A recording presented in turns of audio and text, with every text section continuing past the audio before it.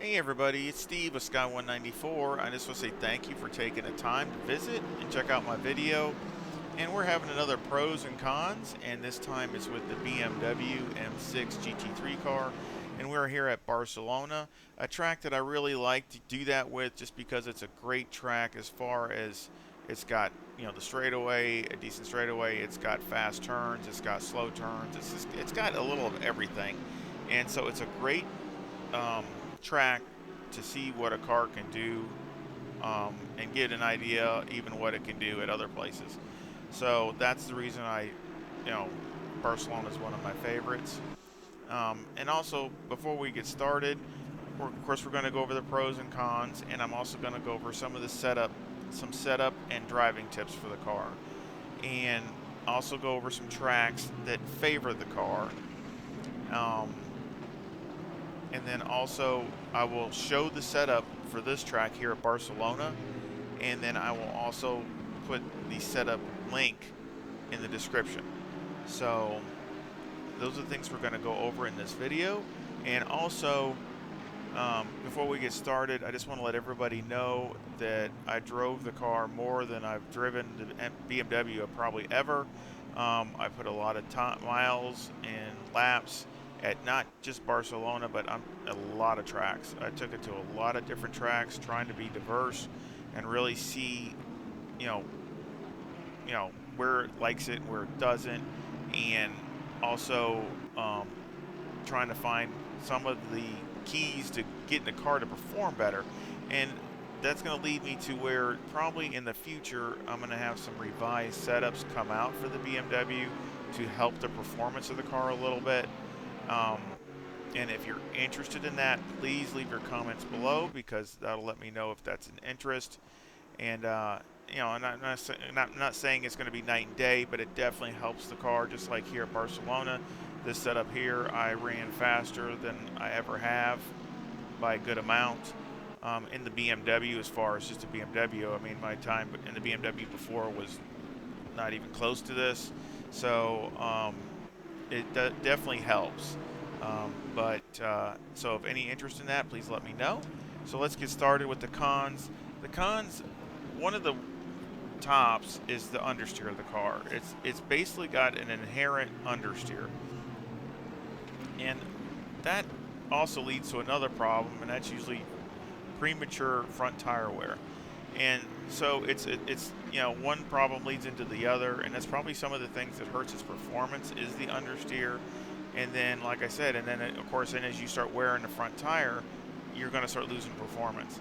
And of course, like on a track like this, that the left side wears more than the right side, it basically wears that left front pretty fast. So you have to be careful of that, but that's definitely one of the cons. And another thing that goes with that, which is a con, is the chassis flex. The car is probably the bottom three of the whole GT3 class as far as chassis flex. And sometimes that might help at certain tracks, but also overall, if you're looking over the whole big picture, it probably hurts too, because it has some of that chassis flex, and that's where you can get some also premature tire wear, because your chassis flex and the tires aren't getting equal amount of grip or equal amount of load, I should say. So things like that are happening, and also driving, and you're getting the flex and things like that, and it's harder to get this set up to do what you want it to do because of the chassis flex. And that leads me in to the next con, which is it's hard to find that last couple tenths, or that last bit, that 10 tenths. I mean, the car is not a bad car to drive as far as just driving, but if you're trying to compete in the top 3 or 5, and you have in multiplayer, or whether it's even here, I mean, the AI here is at 100. So, and it's really hard to compete in that top part. You really got to work on this setup to get it to work correctly. And of course, size of the car. Obviously, that's the most obvious. The car is big, but unlike the Bentley where the car is big, but it acts like a small car, this car is big and it acts like a bigger car.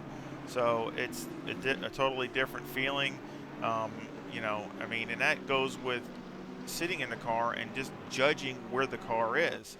I mean, you know, you want to be able to hit your apexes, hit right where you need to put the tires, and sometimes it really takes a car and it takes practice and laps to really master that. And of course, you know, all these cars are that way. The more you can concentrate with a car, the more efficient you're going to be. And the BMW M6 is no different. You need to definitely practice with it over and over and over and really be able to put it where you need to put it and get used to the size of the car. I mean, if you do that, you will benefit from it. Let's go to the pros. The pros, it's got a monster motor. I mean, it's got a great motor. Now, it does have some turbo lag and a hit, but I can deal with that. I like, it's got the performance as far as the pulling power, down the straightaways and things like that. It's awesome. To also go with that, the fuel mileage is respectable. I'm not saying it's great, but the fuel mileage is respectable and decent compared to some of the other cars, and which we can go over some of that here in a minute.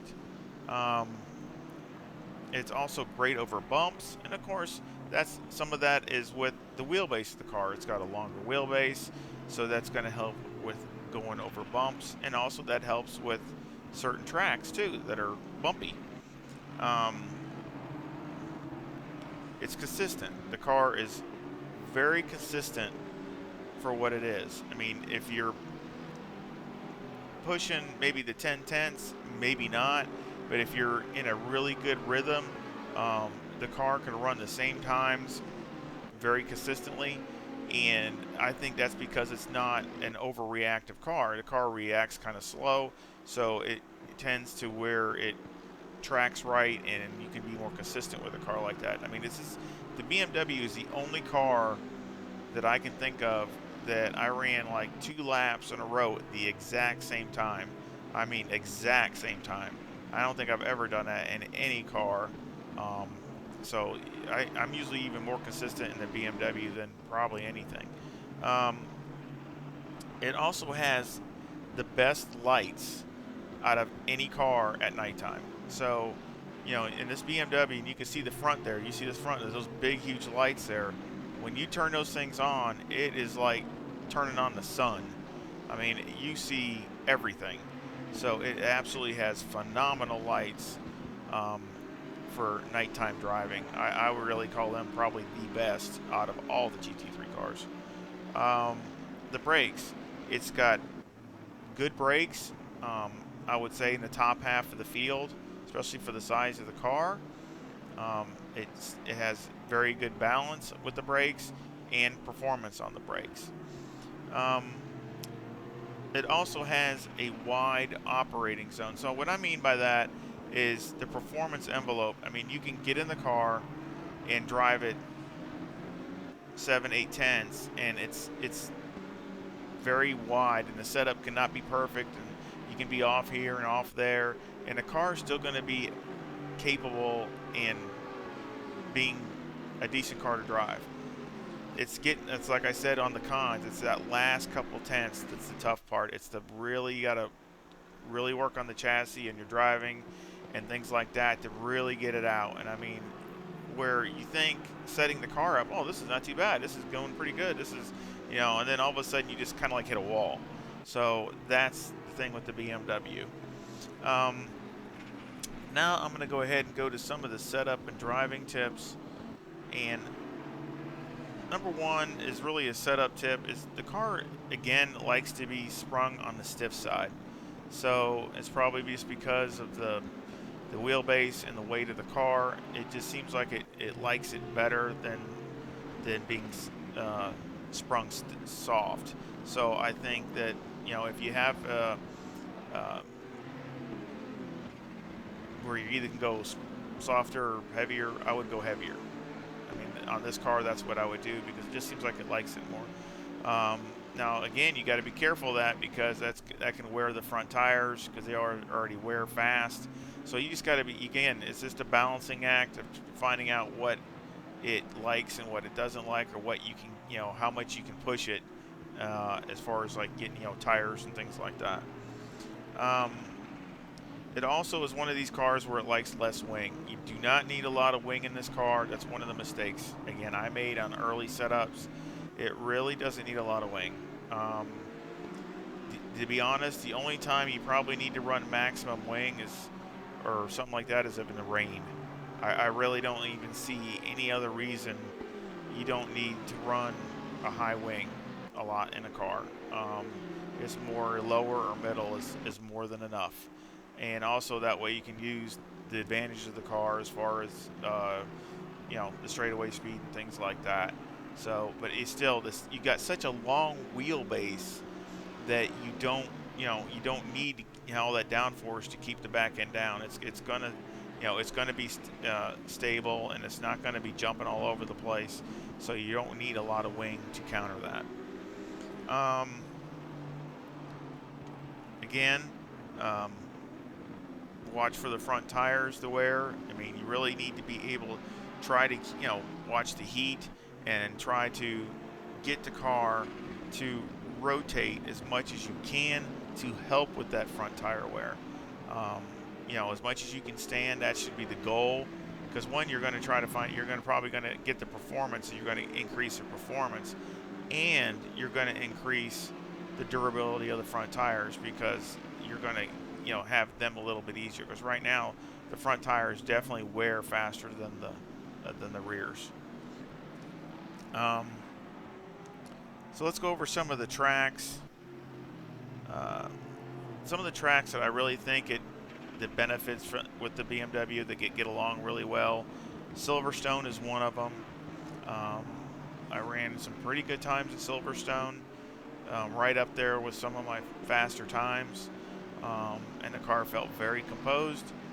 Suzuka, I know it does really good at Suzuka. Laguna Seca, I know it does really good at Laguna Seca. And again, some of these tracks like Silverstone and Laguna Seca, they're got some changing, the pavement changes, and it could be little bumps. Like Silverstone's pretty bumpy. Well, see, with the chassis flex, it probably helps soak up the bumps and goes over those bumps a lot better than a super stiff car. So I think that helps some of the performance at a track like that. Where like Laguna Seca, you wouldn't think it would be that good there, and some of it is gears.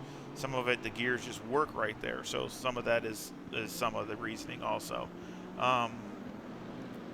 Spa, obviously the cars had a lot of success at Spa. It's won that race before. I think it does good there. But really, one of the strengths of the BMW is not the ultimate lap time. It's being consistent and running the same times. And that's why it's done good in endurance racing and won some big races, because it can be consistent over a long period of time.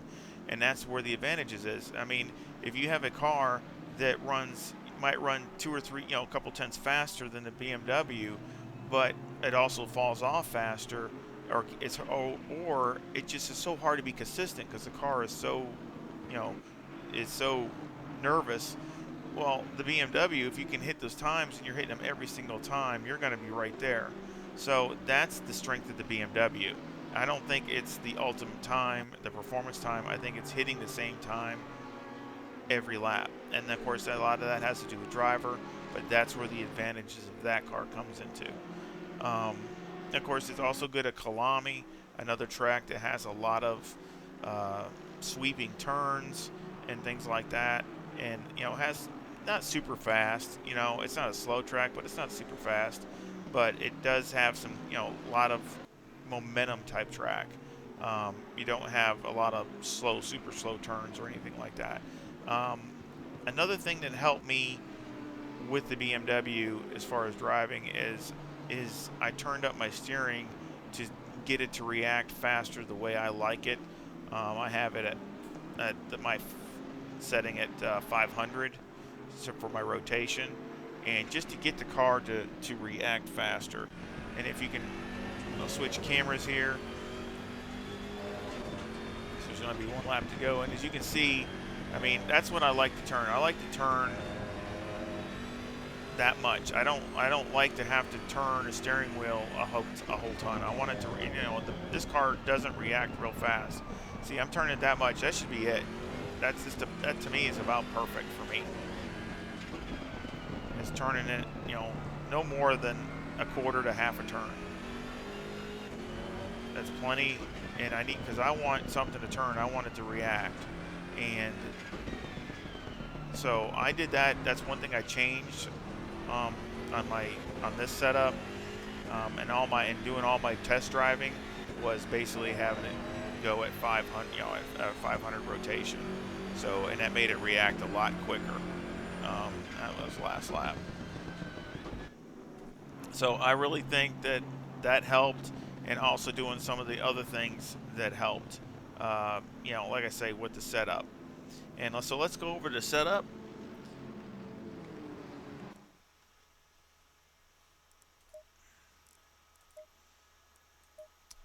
Here we go. I have 25.5 for the left front, 26.4 for the left rear.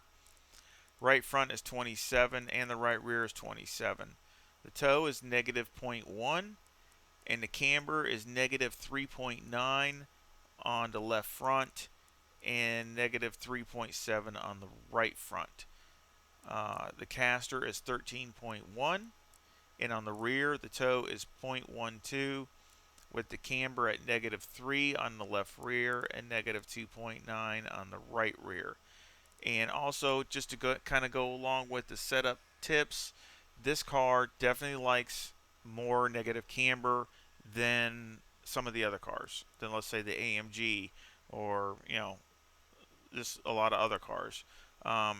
Especially for front engine, it definitely likes more negative camber on the front and the rear, so that does help.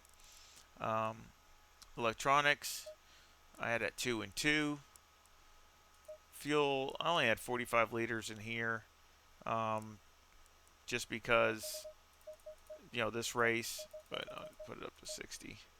But of course the tires. Now I did make an adjustment after this race. It does have light graining on the front, but that's it. But you can see now. Look at the wear on the left front. I mean, it's definitely, compared to the right front, it's definitely a lot more, and it's more than even the left rear. So again, that's one of the traits of the BMW. It's just hard on the front tires. But I did make a small adjustment to help with that. So on this setup, mechanical, on the anti-roll bar, I have 7 on the front and 58 the brake bias. Steering ratio is turned all the way down. The springs in the front are 166,000 with a bump stop rate of 1200 on the left front and 1100 on the right front, and a bump stop range of 1 on the left front and 2 on the right front. On the rear, the springs are 136,000 with a bump stop rate of 700 on the left rear and 600 on the right rear. And the bump stop range is 4 on the left rear and 10 on the right rear. The anti-roll bar is 3, and the preload on the diff is 100. The shocks on the front, I have 20, 16, 26, and 25. And on the rear, they're 20, 15, 24, and 20. Aero, I have 55 on the front, on the right height, and 57 in the rear, and a 2 rear wing, and a 4 and a 3 in the brake ducts. And again, to kind of go along with the setup tips, every time you go to the aggressive setups, the car is always slammed down in the front. Don't be afraid to raise this car up. I would, because you hit every track I went to, you end up bottom hitting stuff. It just, everywhere you go, you're going to hit curbs, or you're going to hit something that upsets the car. Now, maybe if you're a great driver and you're doing a qualifying lap, you can get away with something like that. But if for a race or a race setup, I really would highly recommend almost every single one. You got to raise the front end up some, and you can find out, take advantage of it going over the bumps and things like that, where you can go over things but you're not bottoming out and hitting stuff, and it doesn't hurt performance. I still had plenty of speed down the straightaway, so that's another big tip that I would definitely do. The aggressive setups are average at best. I think they're okay, but again, I could have actually put that as a con. They're just okay. I mean, you can drive it and the car drives okay, but it's one of those situations where you drive it and the performance is just average. You're not going to get in a car with aggressive setup and just kill it. It's just I don't see it. The car is drivable, very drivable, and all those kinds of things. It's not like you can't drive it or can't do a lap, but it's just not. You're not going to get great lap times.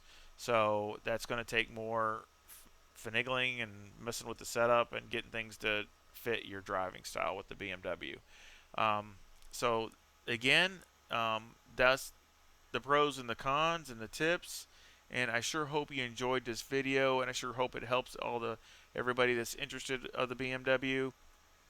And I sure hope that you hit the thumbs up and subscribe if you haven't subscribed, and hit the bell to be notified so another video comes out, you get notified about it.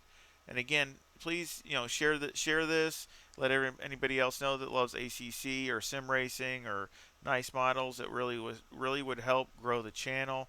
And also any comments are very welcome, any feedback. And I sure hope you come back and visit really soon. Y'all take care. See ya.